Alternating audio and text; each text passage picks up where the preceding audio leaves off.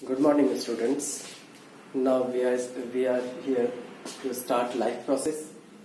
Life processes हम लोग last day जो वीडियो कॉन्फ्रेंसिंग क्लास हुआ था उसमें हम लोग लाइफ प्रोसेस का फर्स्ट पार्ट न्यूट्रिशन हम लोग पढ़ चुके हैं। अब जो हम लोग पढ़ेंगे वो हम लोग मेनली पढ़ेंगे लाइफ प्रोसेसेस का रेस्पिरेशन पार्ट, ठीक है, जिसमें रेस्पिरेशन सेकेंड पार्ट आता है। और रेस्पिरेशन बोलते किसको है इसके बारे में अगर की जाने तो कहता है the process in which energy body obtains. इसका मतलब हो गया ये वह प्रोसेस है जिसमें कि एनर्जी ऑब्टेन करता है कोई भी बॉडी। कैसे ऑब्टेन करेगा तो फूड खाएगा, और फूड खाएगा ये लास्ट ईयर भी आप लोग पढ़ चुके हो कि mitochondria is called the power house of the cell. क्यों? क्योंकि वहां पे पावर बनता है, मीन्स एनर्जी वहीं पे फॉर्मेशन होता है। तो उसी तरह से हम लोग यहाँ पे मेनली पढ़ेंगे रेस्पिरेशन, जो कि एक प्रोसेस है जिसमें क्या किया जाता है, एनर्जी बनता है, ठीक है। बॉडी कैसे एनर्जी पाता है उसके बारे में। तो रेस्पिरेशन में दो प्रोसेसेस के बारे में पढ़ेंगे, जिसमें सबसे पहला है पहला इंटरनल और दूसरा एक्सटर्नल, जिसके टर्म्स में एक्सटर्नल जो है वो आउट ऑफ द सेल होता है, मीन्स सेल से बाहर जाकर के होगा, जिसमें दो प्रोसेसेस आता है, ठीक है। एक्सटर्नल प्रोसेस, एक्सटर्नल रेस्पिरेशन जो होता है वही चीज क्या कहलाता है, ब्रीदिंग कहलाता है, ठीक है। और ब्रीदिंग मेनली टू प्रोसेसेस को कंटेन करता है। सबसे पहला inhalation and the second one is exhalation. Inhalation means taking in oxygen, means air, taking out air and taking out carbon dioxide. This process is called breathing or inhalation and exhalation, both processes. ठीक है।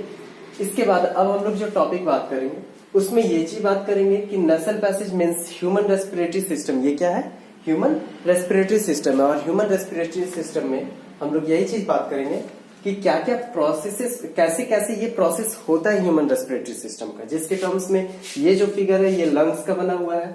तो सबसे पहला जो part आता है वो होता है नोज, ठीक है। नोज में क्या क्या प्रेजेंट होता है, हेयर प्रेजेंट होता है, नोज हेयर जिसको बोलते हैं। और फिर नेक्स्ट वहां पे हॉट हेयर का प्रोडक्शन होता है। क्यों होता है? क्योंकि वो हॉट एयर जो होता है तो एयर के थ्रू जो जितने भी बैक्टीरियल प्रोसेस बैक्टीरियाज है वो जब भी इंटर करेंगे नेसल पैसेज में तो वो हम लोगों को इफेक्ट करेंगे। इससे अच्छा है क्या कि वहां पे जब हॉट एयर यहाँ पे प्रोडक्शन होगा वैसे ही वो क्या करेगा, किल कर देगा। म्यूकस वहां पे रिलीज किया जाता है नोज में भी, जिससे क्या होता है वो बैक्टीरिया को किल करता है जो हार्मफुल बैक्टीरियाज होते हैं। उसके बाद फिर उस नोज के बाद सेकंड जो पार्ट है वो नेसल पैसेज है, जो ये रास्ते से यहाँ से एयर कंटेन करते हुए ये इंटर करता है किसमें, सबसे पहले फेरिंक्स, फेरिंक्स के थ्रू फिर वो लैरिंक्स में जाता है। और लैरिंक्स के बाद ये देख रहे हो ये ट्रैकिया है। Trachea C shaped rings of cartilage, ये किस तरह से बना हुआ होता है, सी शेप का। और वो इसका रीजन क्या है कि वो सी शेप से बना हुआ है। इसका रीजन यही है, हम लोग कह सकते हैं कि जब हम लोग किसी भी चीज को या कोई पाइप के थ्रू जब एयर इनहेल किया जाएगा या एक्सेल निकाला जाएगा या अंदर जाएगा तो उसके पीछे वाला पार्ट में क्या होता है, वो पाइप कोलैप्स कर जाएगा अगर वो हार्ड सब्सटेंस से नहीं बना हो तो यहाँ पे ये कार्टिलेज है और ये कार्टिलेज कैसा है, सी शेप्ड का। और ये क्या करता है, एक बेसिक स्ट्रक्चर देता है, स्ट्रॉन्ग स्ट्रक्चर देता है। जब भी एयर यहाँ से इनहेल किया जाता है या एक्सेल किया जाता है तो ये कभी भी कोलैप्स नहीं करेगा। तो ये क्या करता है, prevent from collapsing the wind pipe, ठीक है। उसके बाद फिर आप लोग देखोगे ट्रैकिया के बाद आप लोगों का ये यहाँ से एयर कंटेन करेगा। एयर कंटेन करने के बाद ये टू पार्ट्स में डिवाइडेड है, one is for left and one for right side. इन दोनों को, ये जो दो है इन दोनों को ब्रोंक्यूल्स बोला गया है, ठीक है। ब्रोंक्यूल्स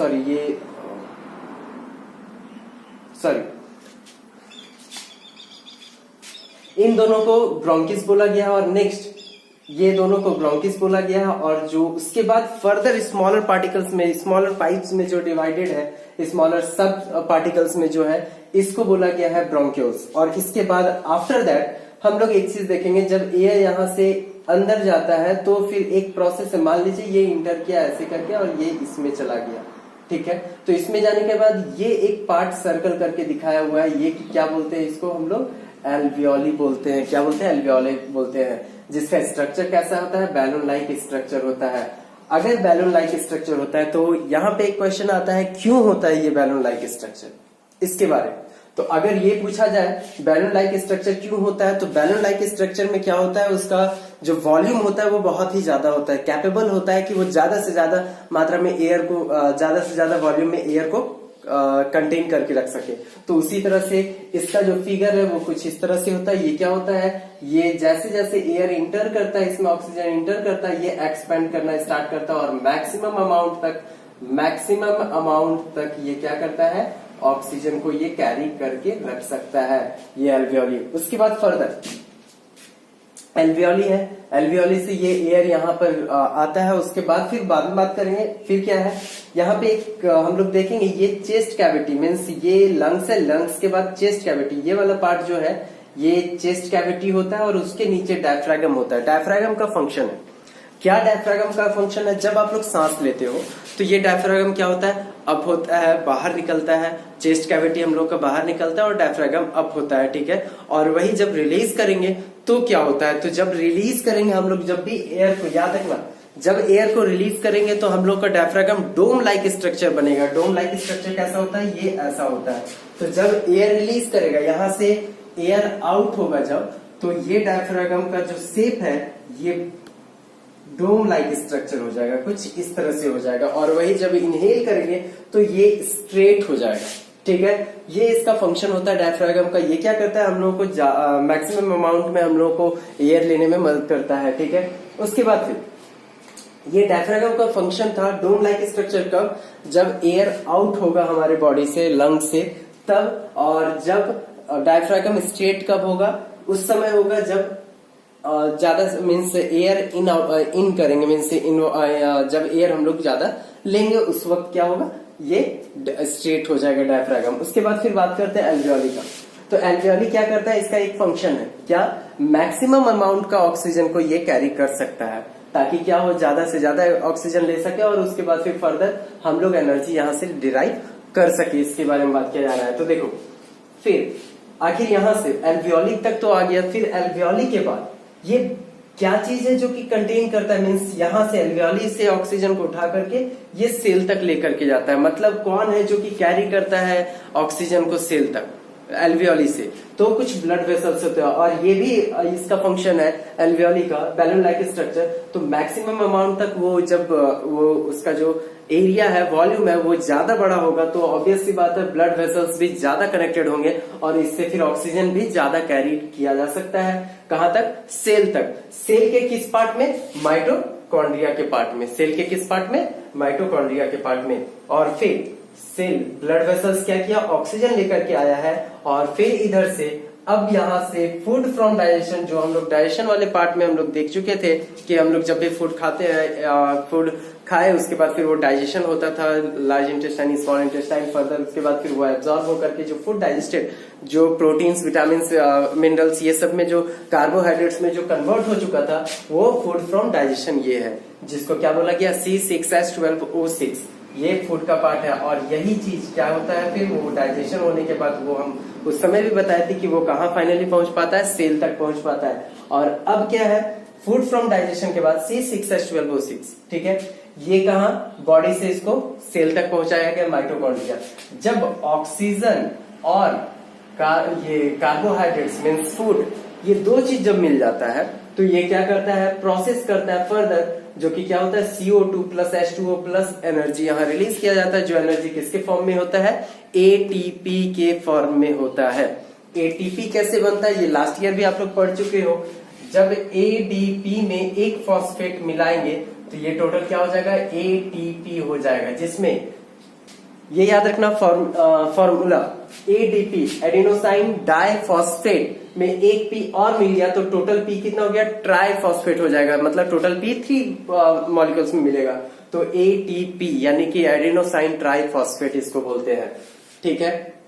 उसके बाद फिर यहाँ वाला जो पार्ट है, ये जो पार्ट है ये कहाँ पे हो गया, सेल पार्ट में हो गया। तो ये कैसा रेस्पिरेशन कहलाएगा, इंटरनल रेस्पिरेशन कहलाएगा। कैसा रेस्पिरेशन, इंटरनल रेस्पिरेशन। और इंटरनल रेस्पिरेशन को हम लोग सेलुलर रेस्पिरेशन भी बोलते हैं, जिसका प्रोसेस क्या होता है, food, digested food C6H12O6 plus O2, जब ऑक्सीजन उसको सफिशियंट अमाउंट में जब मिलेगा तो उसके बाद फिर वो क्या रिलीज करेगा, कार्बन डाइऑक्साइड। वाटर और energy which is in the form of ATP, और इसी को हम लोग क्या करते हैं, कंज्यूम करते हैं। हमारे बॉडी में जो स्टोर्ड पहले से एनर्जी रहता है वो एडीपी के फॉर्म में रहता है, और फिर उसमें जब फॉस्फेट और भी मिलता है, एक फॉस्फेट, 1 मॉलिक्यूल ऑफ फॉस्फेट जब उसमें मिक्स होता है तो ये क्या बन जाता है, एटीपी बन जाता है, जिसको फिर हम लोग क्या करते हैं, एनर्जी को कंज्यूम करते हैं फॉर फर्दर वर्क जो हमारे बॉडी में प्रेजेंट रहता है। अब यहाँ पे एक क्वेश्चन आता है सिंपल सा कि सर यहाँ तो ब्लड सेल्स कैरिड हो रहा है, ठीक है, तो किसके थ्रू हो रहा है, ये ब्लड वेसल्स तो सेल तक ले, क्या ये ब्लड वेसल्स सही है? नहीं, ब्लड वेसल्स के पास एक पिगमेंट, रेस्पिरेटरी पिगमेंट प्रेजेंट होता है। क्या प्रेजेंट होता है? रेस्पिरेटरी पिगमेंट प्रेजेंट होता है, और ये रेस्पिरेटरी पिगमेंट जो है उसी को क्या बोला जाता है, हेमोग्लोबिन बोला जाता है। और ये हेमोग्लोबिन क्या करता है, ऑक्सीजन को कैरी करता है, मीन्स ऑक्सीजन कैरियर कहलाता है, ठीक है, हेमोग्लोबिन, जिसमें ट्रांसपोर्ट ऑफ ऑक्सीजन किसके थ्रू हुआ, तो हम लोग बोल सकते हैं यहाँ पे हेमोग्लोबिन के थ्रू हुआ है, हेमोग्लोबिन, ठीक है, ये कैरी करता है ऑक्सीजन को।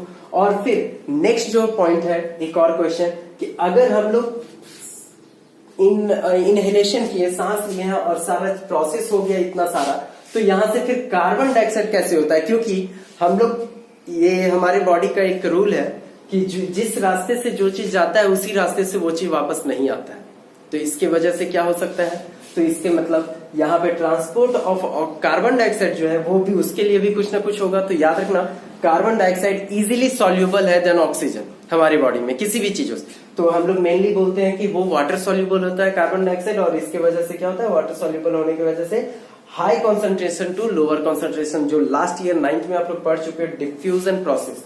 तो किस प्रोसेस से होता है ये वाटर सॉल्यूबल है, इसलिए ये डिफ्यूजन प्रोसेस से हमारे बॉडी से ये फिर बाहर हो पाता है कार्बन डाइऑक्साइड, ये वाटर सॉल्यूबल होता है, ठीक है। That's for all today's class, and we will start the next internal respiration, cellular respiration.